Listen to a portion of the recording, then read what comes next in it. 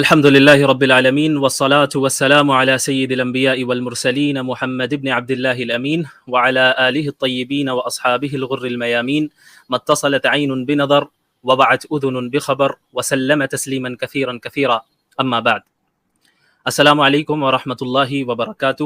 تمام احباب کا استقبال ہے ہماری اس اسٹریم میں، جو کہ اس نوعیت کی میرے چینل پر پہلی اسٹریم ہے. اور جیسا کہ آپ سب کو معلوم ہے کہ آج جو ہمارا ٹاپک ہے وہ اسلام ورسز لبرلزم ہے. تو انشاءاللہ ہم آج پہلے مختصر طور پر میں لبرلزم کے متعلق کچھ گفتگو کروں گا، جس میں لبرلزم کی کچھ مختصر سی تاریخ بھی بتائی جائے گی، اور اس کے بعد جو لبرل ورلڈ ویو ہے اور اسلامک ورلڈ ویو ہے ان دونوں کے درمیان مختصر انداز میں کمپیریزن کروں گا. اور پھر اس کے بعد انشاءاللہ ہمارے ساتھ چند مہمان بھی جڑے ہوئے ہیں، ان کا بھی استقبال کیا جائے گا اسٹریم میں.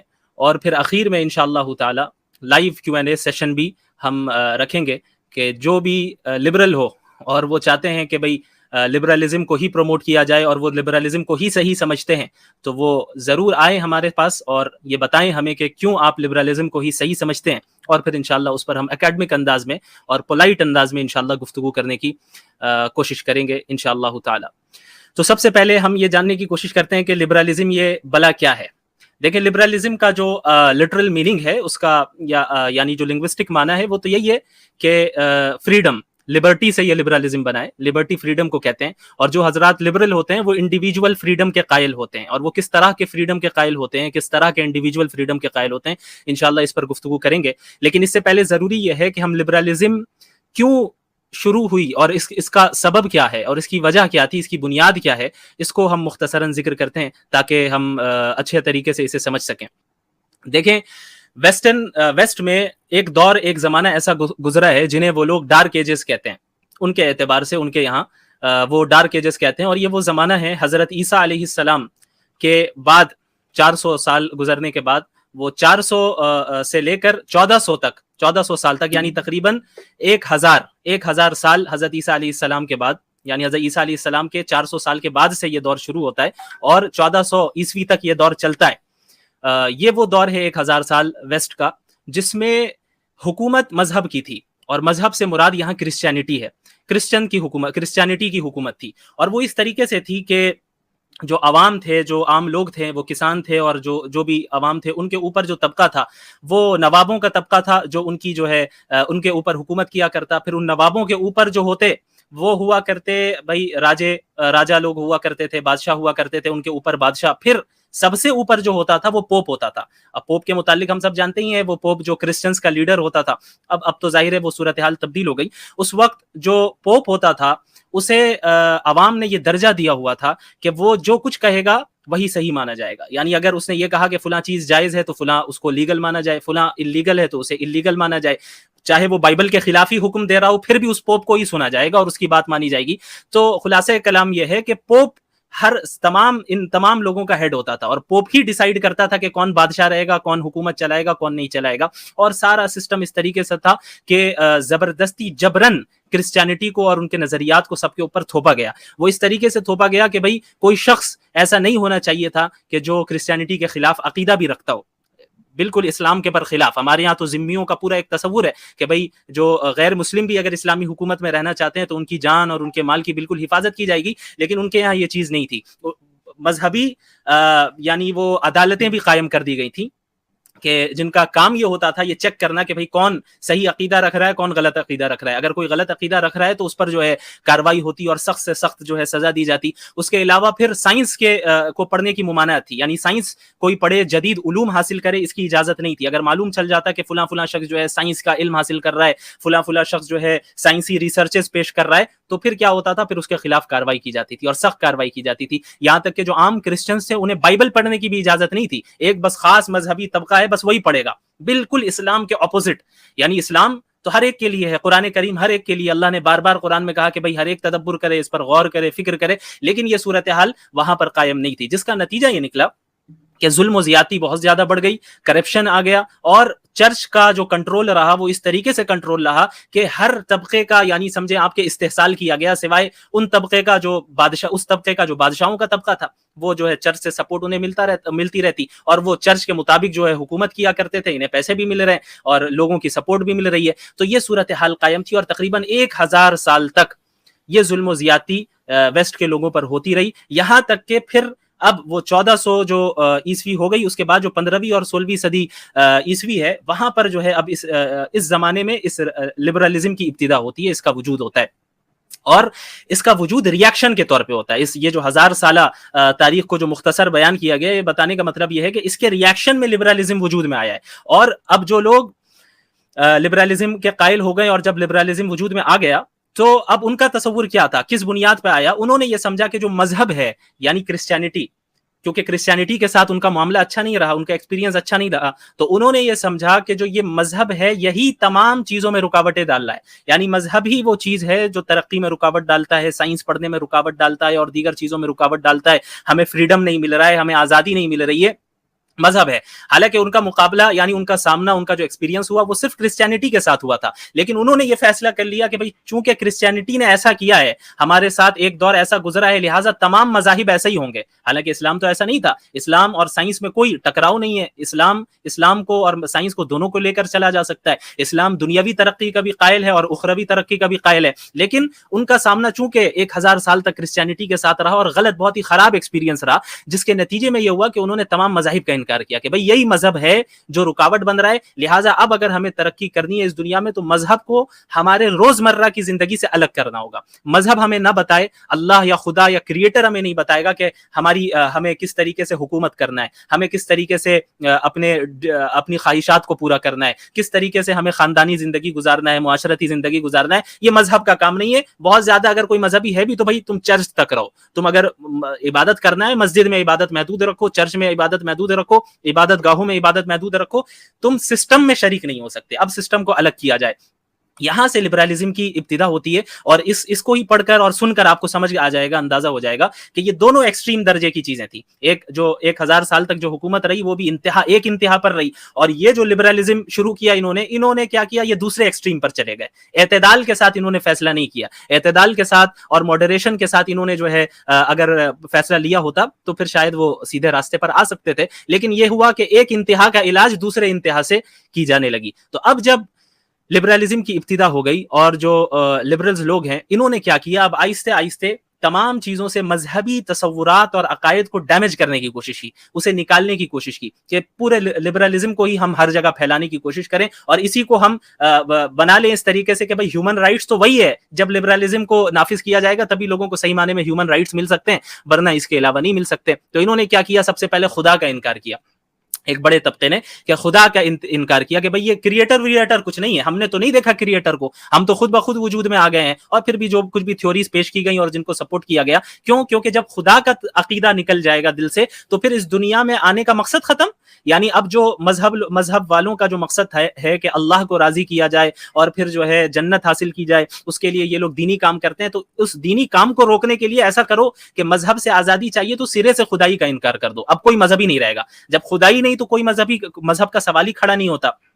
تو یہ معاملہ ہوا کہ بھئی خدا کا انکار کیا جائے ان بنیادوں پہ کہ ہم اب سائنس کو ہی ہر چیز پر حاکم سمجھیں گے، اور سائنس ہی یہ ڈیسائیڈ کرے گی کہ کون سی چیز علم ہے اور کون سی چیز نہیں ہے، اور کون سی چیز حقیقت ہے اور کون سی چیز حقیقت نہیں ہے، کون سی چیز یقینی ہے اور کون سی چیز غیر یقینی ہے. یہ اختیار صرف سائنس کو دیا جائے گا. اب اس کا نتیجہ کیا ہوا؟ اس کا نتیجہ یہ ہوا کہ ان کے یہاں جو ان کی اپسٹمولوجی ہے اور علم حاصل کرنے کا ذریعہ ہے، کسی چیز کو یقینی اور حقیقت ماننے کے جو ذرائع ہیں وہ انہوں نے بہت ہی لمیٹڈ کر دیا. وہ کیا کرتے ہیں کہ بس امپیریکل جو ایویڈنسز ہیں بس اسی کو قبول کریں گے، کہ جو ہم اپنے مشاہدے کے ذریعے، اپنے آبزرویشن کے ذریعے اور اپنے سینس آرگنز کے ذریعے ہم جن چیزوں کا ادراک کر سکے، اور اس کے علاوہ ایکسپیریمنٹس کے ذریعے ہم جن چیزوں کو جان سکے، بس اسی کو ہم یقینی مانیں گے. اور اس کے علاوہ جو چیزیں ہیں اگر امپیریکل ایویڈنسز کے تھرو انہیں ثابت نہیں کیا جا سکتا تو اسے ہم سچ نہیں مانیں گے. اب جب ظاہر ہے اس طرح کا اصول بنا لیا جائے تو کیا امپیریکل ایویڈنسز کے تھرو اللہ کی ذات کو ثابت کیا جا سکتا ہے؟ نہیں کیا جا سکتا.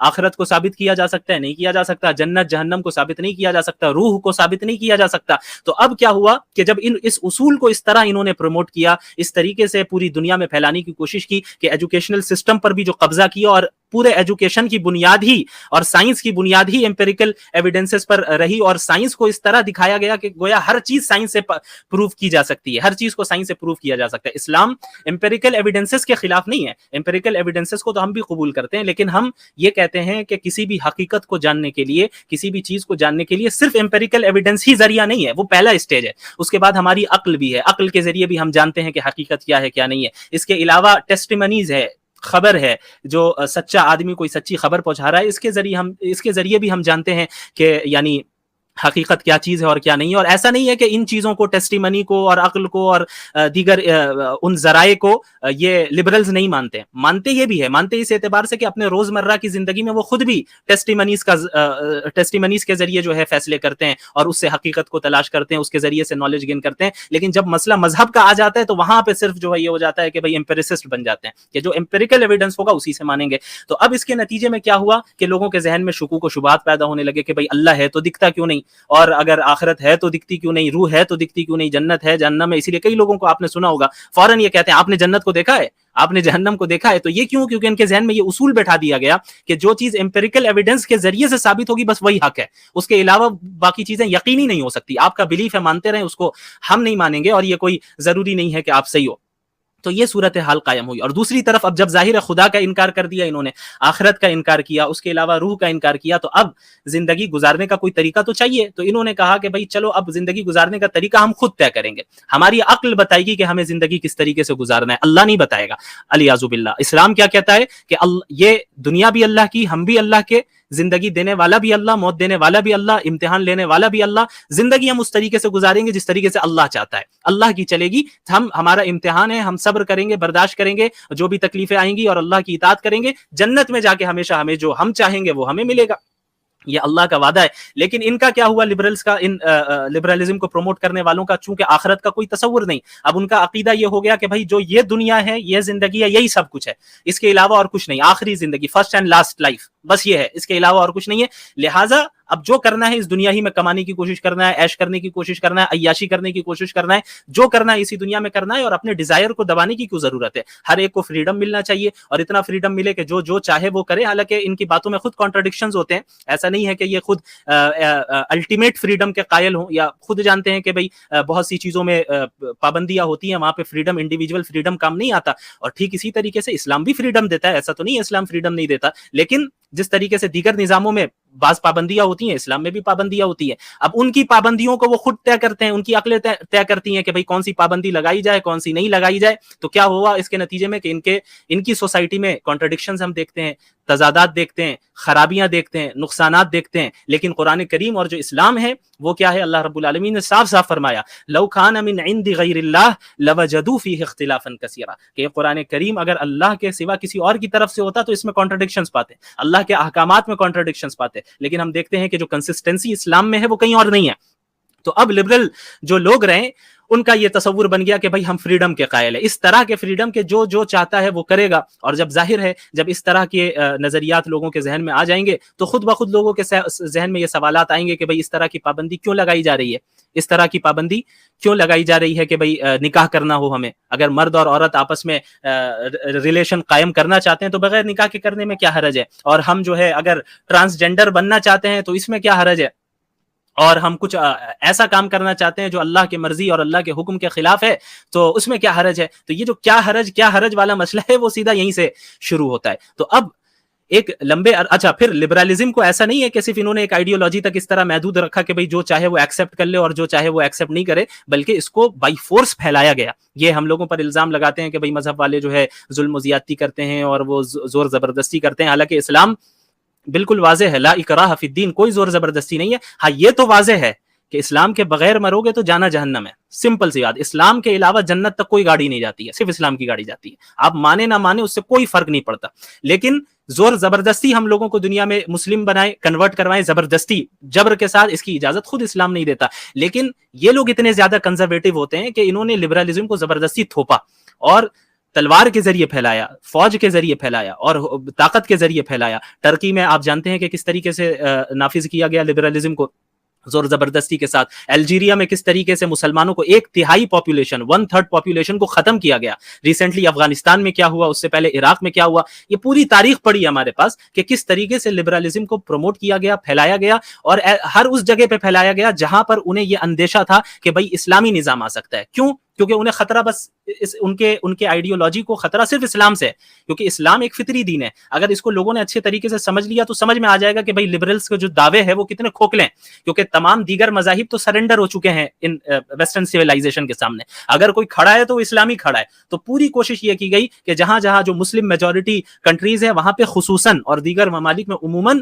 لبرلزم کو کسی نہ کسی طریقے سے پروموٹ کیا جائے. ضرورت پڑے تو وہاں پر جا کے حملے بھی کیے جائیں اور دوسرے ممالک میں جو ہے اپنی فوجوں کو اتارا جائے, اپنے سسٹم کو اور اپنے جو ہے اپنے یعنی ایسے کسی پپٹ کو کھڑا کر دیا جائے جو دکھنے میں تو وہاں کا ہو لیکن حکومت کرے ان کے اعتبار سے. تو یہ سلسلہ چلتا رہا اور آج صورتحال یہ ہو گئی ہے کہ ویسٹ میں آپ دیکھ لیں ان کا ان ساری چیزوں کی جو یعنی ظاہر ہے یہ ایک ایسا نظریہ ہے, ایک ایسی آئیڈیولوجی ہے اور زندگی گزارنے کا ایک ایسا طریقہ ہے جو کہ فطرت کے بالکل خلاف ہے اور دین حق کے بالکل خلاف ہے. اور جب اس طریقے کو نافذ کیا گیا پریکٹیکلی ان ممالک میں تو ہم خرابیاں بھی دیکھ رہے ہیں. اب آپ دیکھیں وہاں پہ کس طریقے سے کرائم ریٹس بڑھتے چلے جا رہے ہیں, وہ نہیں روک تھام کر پا رہے چونکہ آپ نے انڈیویجول فریڈم کا اتنا نعرہ لگایا ہے, انڈیویجول فریڈم کا اتنا نعرہ لگایا ہے کہ اب آپ پورا مطلب ایک کیوس بن چکا ہے اور کنٹرول نہیں کر پا رہے. یعنی آپ سمجھیں کہ یو ایس اے اتنا ڈیولپ کنٹری سمجھا جاتا ہے, بھائی کس اعتبار سے ڈیولپڈ ہیں آپ؟ کیا آپ اپنے یہاں کے کرائمز نہیں روک پا رہے ہیں؟ ہم آپ کو کیسے ڈیولپڈ کنٹری کہہ دیں؟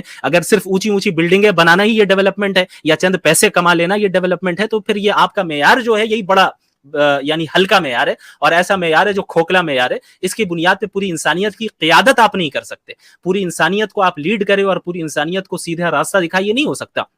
پیسے کمانے والے اور اونچی عمارتیں بنانے والے ماضی میں بھی رہے, آئے گئے, ختم ہوئے, لیکن جو ہے آج ان کے نام لینے والا بھی کوئی نہیں ہے. لیکن کیا ہوا اب اس ویسٹرن سویلائزیشن کو اختیار کرنے کی وجہ سے ان ممالک میں ہم دیکھ رہے ہیں کہ طرح طرح کی چیزیں, طرح طرح کے نقصانات. وہاں پر جو فیملی سسٹم ہے وہ ختم ہو چکا ہے, برباد ہو چکا ہے.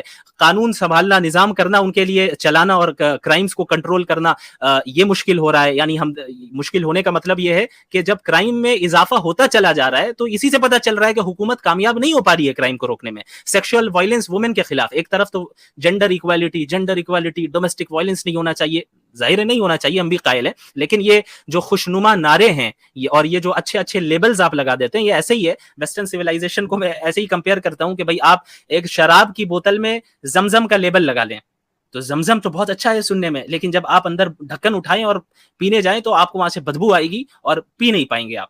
یہ ہے معاملہ کہ لیبل تو بہت اچھے ہیں, لیبل ایکوالٹی کا نعرہ بہت اچھا لگتا ہے سننے میں, فریڈم کا نعرہ بہت اچھا لگتا ہے, ہیومن رائٹس کا نعرہ, جینڈر ایکوالٹی کا نعرہ, ڈومیسٹک وائلنس کے خلاف, کسی کو ہارم نہ پہنچایا جائے. لیکن جب ہم قریب جاتے ہیں اور ان کی آئیڈیولوجی کو پڑھتے ہیں, سمجھتے ہیں تو پتہ چلتا ہے بھائی یہ تو بالکل اپوزٹ ہے. سب کو یہی اپنے دوسری طرف تو کہتے ہیں کہ بھائی مذہب زبردستی لوگوں کو کنورٹ کرتا ہے, مذہب تھوپا جا رہا ہے, لیکن ہم دیکھتے ہیں کہ بھائی مذہب نے تو اتنا کچھ نہیں کیا جتنا ان لبرلز نے کر لیا. انہوں نے سینکڑوں ہزاروں لاکھوں لوگوں کو مارا ہے, لاکھوں لوگوں کو مارا. اس کے علاوہ جو ہے زبردستی لبرلزم کو یہ تھوپ رہے ہیں اور ایسی زندگی دے دی ہے کہ جو صرف مٹیریل لائف ہے. ہر جگہ مٹیریلزم کے چند سالوں کے بعد بندہ بھی اکتا جاتا ہے کہ بھائی اب کیا کرنا ہے, یعنی پیسے کما لیے, یہ کر لیے, کوئی مقصد سمجھ میں نہیں آ رہا ہے زندگی کا, کوئی ہمیں پتہ نہیں چل رہا ہے کہ ہم اپنی زندگی کا یعنی اس دنیا میں ہم آئے کیوں ہیں. ظاہر ہے اس نظریے کو جب اختیار کیا جائے گا اور جب یہ صورتحال ہو جائے گی تو لوگ ڈپریشن کا شکار ہوں گے. آپ دیکھیں کتنے جو ملحدین ہیں سب سے زیادہ ڈپریشن ان کے یہاں ہے, سب سے زیادہ سوسائڈ ریٹ جو ہے ان کے یہاں بڑا ہوا ہے. اور اس طرح کے جتنے کرپشن ہیں اور دیگر چیزیں یہ آپ کو ویسٹرن کنٹریز میں ہی زیادہ نظر آئیں گے بالمقابل ان کے بنسبت ان کے یعنی مسلم کنٹریز میں. ظاہر ہے ضروری نہیں ہے کہ میں یہ نہیں کہہ رہا کہ کوئی ہمارے ہاں اس وقت عملی طور پر کوئی ایسا ملک ہے جو مکمل طور پہ اسلام کی نمائندگی کر رہا ہے. البتہ مسلم میجورٹی کنٹریز ہیں اور جہاں بھی کچھ بھی ذرہ برابر بھی اگر اسلامی رمق باقی ہے تو اتنا ہی فائدہ ہمیں نظر آئے گا. جہاں حجاب ہے اور جہاں حجاب نہیں ہے آپ کمپیئر کر لیں کہ کتنی بے حیائی کس جگہ پہ ہے. حجاب والے کنٹری میں زیادہ بے حیائی ہے اور حجاب والے کنٹری میں عورتیں زیادہ محفوظ ہیں, یا ان کنٹریز میں عورتیں زیادہ محفوظ ہیں جہاں حجاب نہیں ہے. اور اس طرح آپ اسلام کے ایک حکم کو لے کے اگر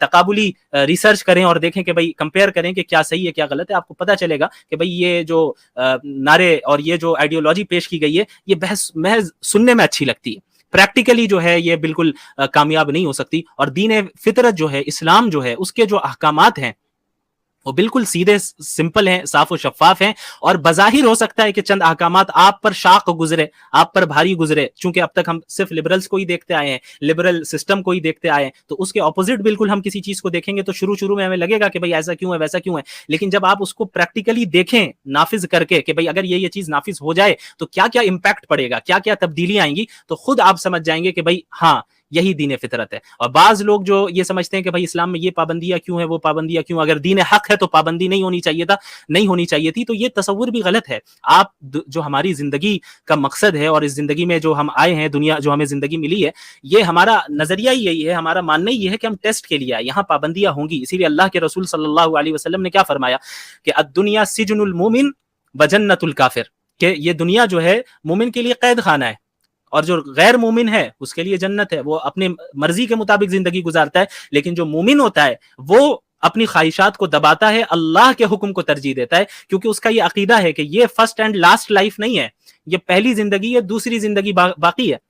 اللہ تعالیٰ نے کیا فرمایا، کیف تکفرون باللہ وکنتم امواتا فاحیاکم ثم یمیتکم ثم یحییکم، تو اللہ رب العالمین تو ہمیں دو زندگی کے متعلق بتا رہا ہے کہ بھئی یہ جو پہلی زندگی ہے یہ اصل زندگی نہیں ہے، یہ امتحان ہے، آگے جو اصل زندگی آئے گی وہ دوسری زندگی ہوگی، وہاں تمہیں وہ ملے گا جو اس پہلی زندگی میں کرو گے۔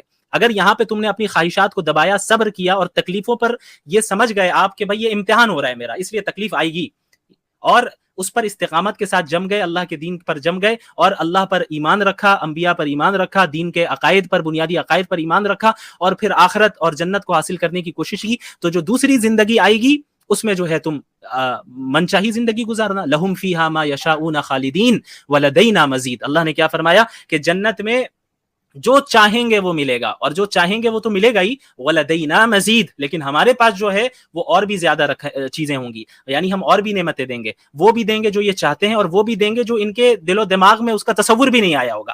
تو اصل عیش کرنے کی جگہ، اصل من چاہی زندگی گزارنے کی جگہ، اصل ڈیزائر کو پورا کرنے کی جو جگہ ہے وہ تو جنت ہے۔ اور ایسا بھی نہیں ہے کہ اس دنیا میں اللہ نے تمام ڈیزائرز پر اور تمام خواہشات پر پابندی لگا دی، ایسا تو نہیں ہے، بلکہ جو جائز خواہشات ہے اس کو جائز طریقے سے پورا کرنے کی اجازت دی، جائز انداز میں آپ اپنی زندگی کو انجوائے کریں، لائف کو انجوائے کریں، اس سے کس نے روکا ہے؟ کسی نے نہیں روکا۔ تو اب جب ایک لبرلز کا نظریہ یہ ہے کہ بھئی جو ہے یہی دنیا ہے، دوسری طرف ایک مومن ہے، ایک اسلام ہے جو یہ کہتا ہے کہ جو ہے وہ یہی نہیں ہے، بلکہ یہ بھی ہے، یہ کچھ ہے، اصل آگے ہے۔ اور اب یہ جب دو نظریوں کے حامل دو مختلف لوگ ہوں گے، اب آپ خود اندازہ لگائیں کہ ان کے لائف اسٹائل میں کتنی تبدیلیاں اور کتنی چینجنگ ہوگی۔ ایک جو یہ سمجھ رہا ہے کہ یہی دنیا سب کچھ ہے، وہ کیا کرے گا کہ بھائی ہر وہ کام کرو جس سے اس دنیا کو میں بہتر بنا سکوں۔ اور جو مومن ہے وہ دنیا بھی کمائے گا، اعتدال کے ساتھ کمائے گا، ماڈریشن کے ساتھ کمائے گا، اور دنیا میں اگر دو چار چیزیں اسے کم بھی مل گئی تو اس کی وہ فکر نہیں کرے گا، بلکہ کیونکہ اس کے نظر میں یہ ہوگا کہ وہ آگے جا کر اصل جنت میں یعنی اس کو وہ ساری چیزیں ملنی ہیں۔ تو یہ ایک مختصر سا تعارف تھا اسلامک ورلڈ ویو اور لبرلزم کے لبرل ورلڈ ویو کے، کہ دونوں بالکل اپوزٹ ہے، اس میں کوئی ہم آہنگی نہیں ہو سکتی، کوئی اس میں اچھا بہت سے مسلمان ہوتے ہیں جو کہتے ہیں کہ بھائی ہم لبرل مسلم ہیں، ہم لبرل بھی ہیں مسلم بھی ہیں، تو آج ہم انہیں بھی انوائٹ کر رہے ہیں کہ ایسے مسلمان جو یہ سمجھتے ہیں کہ بھائی ہم لبرل بھی ہیں اور مسلم بھی ہیں، آئیں اور اپنی بات رکھیں، اور ہمیں آپ سے کچھ اختلاف ہوگا ہم وہ کریں گے، ہم سے آپ کو کچھ اختلاف ہو آپ آئیں ہم سے کریں، اور اگر آپ نے کوئی صحیح بات کی ہم اسے ایکسپٹ کر لیں گے، اور اگر ہم نے کوئی صحیح بات کی تو آپ اسے ایکسپٹ کر لیں، اسی طریقے سے ڈسکشن ہوتی ہے۔ تو لبرلزم بنیادی طور پر اللہ اور مذہب سے دور لے جانے والی آئیڈیولوجی ہے، اور اسلام ایک واحد وہ دین حق ہے جو بندوں کو اللہ رب العالمین سے جوڑتا ہے۔ گفتگو تھوڑی زیادہ لمبی ہو گئی، ہمارے ساتھ ہمارے اور بھی مہمان موجود ہیں یہاں پر، تو میں اب ان حضرات کو بلانا چاہوں گا کہ وہ اسٹریم ابھی جو پریزنٹیشن مختصر سی ہوئی ہے اس پر بھی کچھ کمنٹ کرنا چاہیں اور کچھ ایڈ کرنا چاہیں تو ضرور کریں، پھر اس کے بعد انشاءاللہ لائیو کوشچن آنسر کے لیے ہم لنک کو عام کریں گے۔ تو سب سے پہلے ہمارے ساتھ ہیں جناب ہمارے بہت ہی خاص عاصم افتخار صاحب، السلام علیکم ورحمۃ اللہ، اور ان کے وعلیکم ساتھ السلام جی خیریت سے ہیں آپ؟ جی الحمدللہ، آواز آ رہی ہے؟ جی بالکل آ رہی ہے آپ کی آواز۔ ان کے علاوہ ہمارے ساتھ ہیں مفتی عبداللہ منہاج صاحب، جی مفتی صاحب آپ کا استقبال ہے۔ اور ان کے علاوہ ہمارے ساتھ ہیں ابھی جناب ابو تراب صاحب، جی کیا احوال ہیں آپ حضرات کے؟ جی السلام علیکم۔ وعلیکم السلام ورحمۃ اللہ۔ جی جی عاصم افتخار صاحب سے شروع کرتے ہیں۔ جی ماشاءاللہ، جزاک اللہ خیرن، بہت زبردست ماشاءاللہ، آپ نے جو ہے بہت مختصر وقت میں ایک مغز خلاصہ جو ہے وہ اسلام اور لبرلزم پہ پیش کیا. بہت زبردست بات رہی.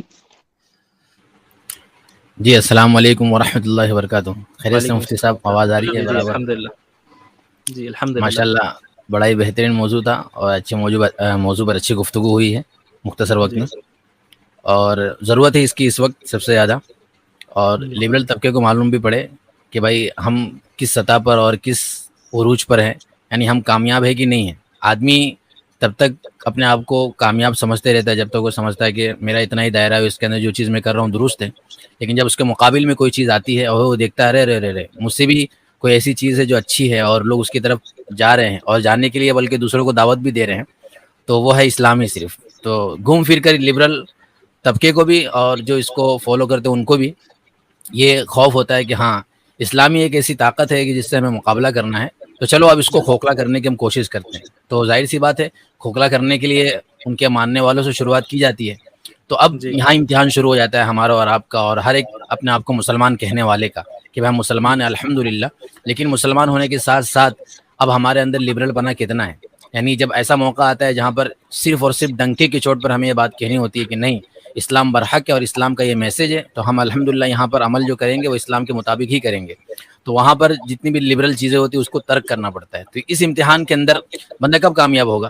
جب بندے کے سامنے دونوں کے فائدے ہوں گے، جب بندے کے سامنے دونوں کے اخروی بھی نتائج ہوں گے اور دنیاوی بھی نتائج ہوں گے، اور دونوں فائدے ہوں گے، اخروی بھی فائدہ ہوگا، دنیاوی بھی فائدہ ہوگا. الحمدللہ یہ جو آج کا ٹاپک تھا مفتی صاحب نے جو گفتگو کی ہے، اور اس گفتگو کی رو کے اندر ماشاءاللہ یہ ساری باتیں آئی ہے کہ دیکھیے ہر چیز کا کچھ فائدہ ہوتا ہے، لیکن فائدہ وقتی طور کا کوئی بھی اختیار نہیں کر رہا ہوتا ہے. آدمی ہر کوئی چاہتا ہے کہ مجھے ایک لمبے وقت کا فائدہ ملے.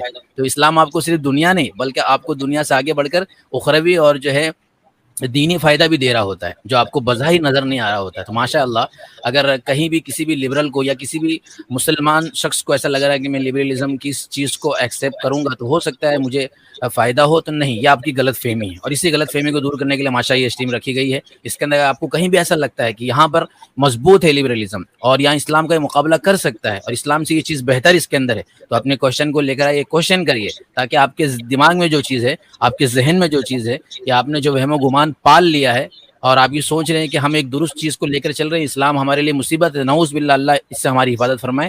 نہیں، اسلام ہی بہتر ہے، برحق ہے اور سچا ہے، لیکن اس کو سمجھنا پڑے گا. سمجھیں گے کب؟ جب آپ کے سامنے ایک تقابلی مطالعہ ہوگا، تقابلی آپ کا ذہن ہوگا، اور آپ اس کو سوال رکھ کے اپنے آپ کو سیٹسفائی کریں، خود بھی سیٹسفائی ہو جائے، دوسروں کو بھی وہ بتائیں. تو وہ کیسے ہوگا؟ تو اب ایسی جتنی بھی چیزیں آپ کے ذہنوں کے اندر دوڑ رہی ہے، گھوم رہی ہیں، یا پہلے سے گھوم چکی ہیں، یا آپ کلاس میں، اسکول میں، یونیورسٹیز کے اندر، کالج کے اندر پڑھ رہے ہوتے ہیں اور آپ کے سامنے کمپیریزن کیا جاتا ہے اسلام کا لبرلزم کا، وہاں پر لبرلزم کو آگے رکھا جاتا ہے اور بڑا بن کے بتایا جاتا ہے. تو آپ اگر وہاں یہ سوچ لیے ہیں یا آپ نے فیصلہ کر لیا ہے کہ نہیں یہاں ختم ہو گیا ہے، یہاں اسلام کے پاس کوئی راستہ نہیں ہے، اسلام کے پاس کوئی دروازہ نہیں ہے، یہاں اسلام کی طرف سے کوئی گائیڈنس نہیں ہے، تو اب آئیے سوال کو لے کر انشاءاللہ اللہ کی ذات سے امید ہے جتنا ہی ہمارے پاس محدود علم ہے انشاءاللہ اس کے اندر وہ باتیں تو ضرور اس کا جواب دیا جائے گا. ورنہ یہ بات ہمیشہ یاد رکھیے کہ اسلام کے پاس اس کا جواب اور اس چیز کے بارے میں سولوشن ہمیشہ موجود ہوتا ہے. بہت بہت شکریہ. اب بہت شکریہ، جزاک اللہ خیرا. ابھی ابو تراب صاحب کے پاس جانے سے پہلے ایک کمنٹ ہے کہ مفتی صاحب please elaborate difference between dark age as per Christianity and Islam. تو یہ میں نے بتایا کہ یہ جو ہے نا کہ ڈارک ایجز جو ہم کہتے بھی ہیں وہ ان کے اعتبار سے یہ ان کی اصطلاح ہے کہ ویسٹ میں جو یہ زمانہ 1000 سال کا رہا ہے جہاں پہ مذہب کی کرسچینٹی کی حکومت رہی ہے اور ان پر ظلم و زیادتی ہوئی ہے، اس وجہ سے وہ کہتے ہیں کہ وہ زمانہ ڈارک ایج ہے. حالانکہ ہمارے اعتبار سے، اسلام کے اعتبار سے وہ تو گولڈن ایج تھا، وہ ڈارک ایج کہاں تھا، وہ تو بالکل اسلام کے عروج کا زمانہ تھا. اور اسلام جو ہے الحمدللہ ہر اعتبار سے ترقی کر رہا تھا اور ہر جگہ نظام بھی اسلامی جو نظام تھا وہ بھی پھیلتا جا رہا تھا، اور اس کے علاوہ جو ہے ایجوکیشن میں، سائنس میں، ہر اعتبار سے ہماری ترقی ہو رہی تھی. تو ہمارے لیے تو وہ گولڈن ایج ہے، لیکن چند اصطلاحات استعمال کرنے پڑتے ہیں تاکہ پتہ چلے کہ بھئی ہم کس ٹائم کی بات کر رہے ہیں. چونکہ انہی کی اصطلاحات کو زیادہ عام کر دیا گیا، ایجوکیشنل سسٹم ان کا ہے، ساری چیزیں پر انہوں نے قبضہ کر رکھا ہے. تو یہ ڈفرینس ہے کہ اسلام کے نزدیک ڈارک ایج تو نہیں تھا، وہ گولڈن ایج تھا. جی ابو تراب صاحب کی طرف اب ہم چلتے ہیں. جی ابو تراب صاحب کیا فرمانا چاہیں؟ جی السلام علیکم ورحمۃ اللہ وبرکاتہ. سب سے پہلے تو آپ کا شکریہ کہ موقع دیا آپ نے. دوسری چیز یہ کہ ماشاءاللہ جو آپ نے پریزنٹیشن دی بڑی زبردست تھی، اور اس میں کافی چیزوں کی جو ہے وضاحت ہمارے سامنے آئی کہ کس طریقے سے جو ہے وہ لبرلزم جو ہے وہ کس طریقے سے جو ہے ایک بیٹر چوائس نہیں ہے. کہ ہم جو زندگی گزاریں یا زندگی کا اپنا جو ہے وہ ذریعہ بنائیں. اور اسلام کس طریقے سے ان خامیوں سے ہمیں ابھرنے کی جو ہے وہ راہ دکھاتا ہے. اور اس میں ایک یہ چیز پتہ چلتی ہے کہ انسانیت کے لیے جو بہتر چیز ہے, جو اوور آل بہتر چیز ہے, یعنی بعض اوقات ہوتی ہے کچھ چیزیں جو ہم کو بظاہر طور پر جو ہے وہ اچھی لگتی ہیں, مگر حقیقتاً جو ہے اللہ تبارک و تعالیٰ نے جو انسان کا بنانے والا ہے, جو خالق و مالک ہے, وہ بہتر جانتا ہے کہ انسان کے لانگ رن میں جو ہے وہ کیا چیزیں جو ہیں وہ نفع بخش ہوں گی اور کیا چیزیں جو ہیں وہ انسان کو جو ہے نقصانات جو ہیں وہ پہنچائیں گی. تو ویسٹرن کلچر ہے, لبرلزم جو ہے اسی میں سے ہے, اور اس چیز نے جو ہے وہ آ کر کس طریقے سے جو ہے کچھ چیزوں کو جو ہے وہ بڑھاوا دیا جو کہ انسانوں کے لیے جو ہے نفع بخش نہیں تھی, اور اس نے جو ہے وہ کافی اندر تک انسانوں کو جو ہے وہ چوٹ پہنچائی ہے. بس اسی کے ساتھ جو ہے وہ بہت بہت شکریہ. اللہ تعالیٰ آپ کو جزائے خیر عطا فرمائے. مفتی عبداللہ مناج صاحب, اگر آپ کے پاس بھی ایکسیس ہو تو کمنٹ ہائی لائٹ کرنے والا سسٹم اگر آپ ہی سنبھال لیں تو بہتر ہوگا, کیونکہ اور اگر نہیں ہے تو کوئی مسئلہ نہیں, میں دیکھتا ہوں انشاءاللہ. اچھا عاصم افتخار صاحب, کچھ مزید ایڈ کرنا چاہیں گے آپ یا آگے چلا جائے؟ ماشاءاللہ بہت اچھی گفتگو ہے. میں بس 2-3 پوائنٹ ایڈ کر دوں کہ انہوں نے دنیا پہ جو قبضہ کیا ہے اس کے لیے کیا کیا نظام بنائے ہیں الگ سے لبرلس لوگوں نے. تو سب سے پہلے تو انہوں نے جو نظام بنایا وہ نظام تعلیم کا تھا, یعنی ایپسٹمولوجی کو چینج کیا, تصور علم کو چینج کیا, اور دنیا کے اندر جو نظام تعلیم آج ہے اور پچھلے 200 سال میں جو ماڈرن ایجوکیشن کے نام سے جانا جاتا ہے وہ پورا لبرل ویلیو بیسڈ ہے. جو اس کے ویلیوز ہیں وہ پورے کے پورے لبرلس لوگوں نے طے کیے.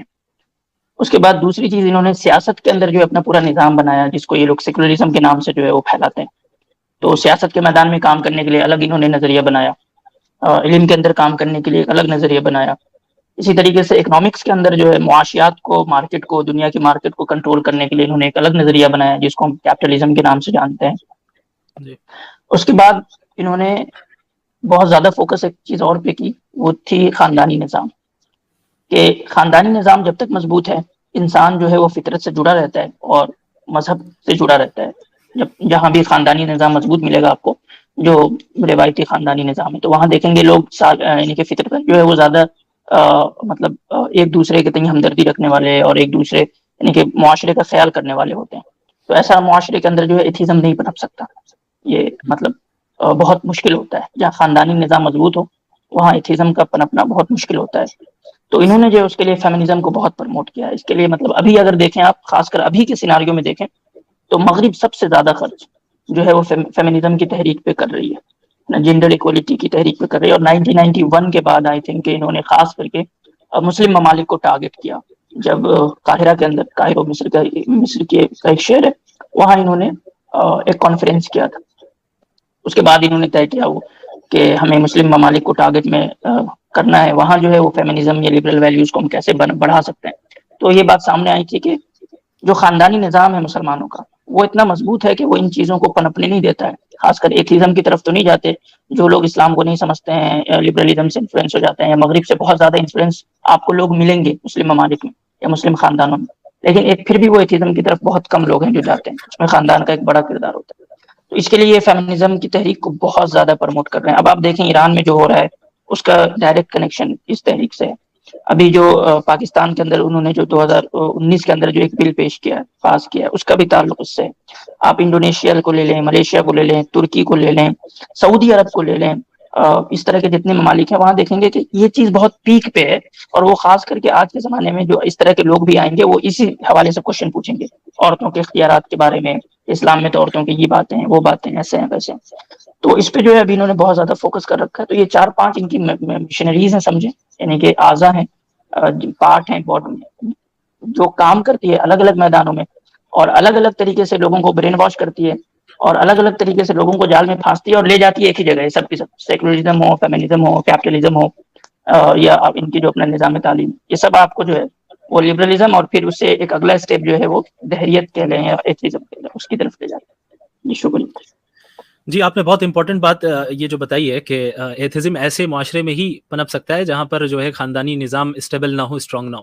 اور فیمنزم جو ہے آپ نے کہا کہ اسی وجہ سے اس کو پروموٹ کیا جا رہا ہے. بالکل صحیح بات ہے کہ فیمنزم میں بنیادی طور پہ ہے کیا کہ ہر چیز میں, ہر ذمہ داری میں مرد اور عورت کو برابر قرار دے دیا جائے. فائنینشیلی انڈیپینڈنٹ ہونا ہے, جس طریقے سے مرد ہے تم بھی ہو, تم محتاج کیوں ہو. تو ظاہر ہے جب اس طریقے کا معاشرہ ہو جائے گا جہاں کوئی ایک دوسرے کا محتاج نہ ہو, بھائی پورا آپ انسانی جو سوسائٹی ہے وہ ایک دوسرے کی مدد کے ساتھ ہی چلتی ہے. ہمیشہ سے ہم ایک دوسرے کے محتاج رہے ہیں کسی نہ کسی اعتبار سے, تبھی سوسائٹی آگے بڑھتی ہے. ہر ایک اگر اس طریقے سے انڈیپینڈنٹ ہونا چاہے کہ کسی کو کسی کی ضرورت نہ پڑے تو یہ پریکٹیکل بھی نہیں ہے. اور لیکن یہ بات جو ذہن میں بیٹھا دی گئی کہ بھائی عورتیں اسی وقت آزاد ہوں گی جب ہر اعتبار سے انڈیپینڈنٹ ہو جائے, تو اب کیا ہوگا کہ عورت کو مردوں کی ضرورت نہیں, اور مرد کہے گا کہ بھائی جب یعنی یہ ہے کہ جب میں ہی سب کچھ کام باہر سے ہی کروانا ہے مجھے, تو میں کیوں پالوں اس کو کیوں رکھوں. اور جہاں تک سیکشول ڈیزائر کو پورا کرنے کا تعلق ہے تو ان لوگوں نے پروسٹیٹیوشن کھول کے رکھا ہے کہ جاؤ پورا کرو. تو اب کیا ہوا کہ ظاہر ہے کہ فیملی سسٹم خراب ہو گیا, اور جب فیملی سسٹم خراب ہوا تو اب جس قوم کو بھی یعنی حکومت کرنی ہے تو ان کے لیے حکومت کرنا آسان ہو جائے گا اس قوم کے اوپر. یہ بہت ہی امپورٹنٹ بات آپ نے بتائی ہے. چلیں تو میرے خیال سے اب لنک عام کر دیا جائے, کیا رائے آپ؟ سبق پھر پڑھ صداقت کا, عدالت کا, شجاعت کا, لیا جائے گا تجھ سے کام دنیا کی امامت کا. سبق پھر پڑھ صداقت